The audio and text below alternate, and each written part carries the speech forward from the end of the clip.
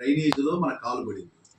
పడితే ఆ డ్రైనేజ్ నీళ్లతో బురదను కడుక్కుంటామా, పక్కనున్న ట్యాప్తో కడుక్కుంటామా? ఎవరైనా సరే బురదతోనో డ్రైనేజ్ నీళ్లతోనో బురదను కడుక్కోరు, పక్కనున్న ట్యాప్ దగ్గరకు వచ్చి కడుక్కుంటారు. అలాగే జీవితంలో సమస్య వచ్చినప్పుడు, కష్టం వచ్చినప్పుడు, నష్టం వచ్చినప్పుడు దానికి తగ్గ శాస్త్రీయపరమైన సొల్యూషన్, పరిష్కారం, ఆనందం, రిలాక్సేషన్, పాజిటివ్ రిలాక్సేషన్ కోరుకోవాలి, చెయ్యాలి తప్ప డ్రైనేజీలోకి దిగుదాం, బురదలోకి దిగుదాం, డ్రగ్స్ జోలికి వెళ్దాం, తాగుడు మత్తులో మునిగిపోదాం అని ఆలోచించటం బురదలో కూరుకుపోవటమే.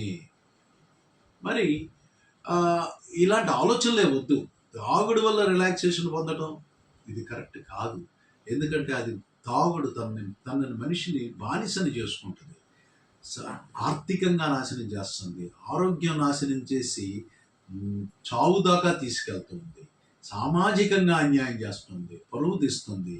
కుటుంబ పరంగా చూసుకుంటే భార్యాభర్తలు దూరం అయిపోయి అనేక కుటుంబాలు విచ్ఛిన్నమైపోయి విడాకుల దాకా కూడా వెళ్ళటం మేము చూస్తూనే ఉన్నాము.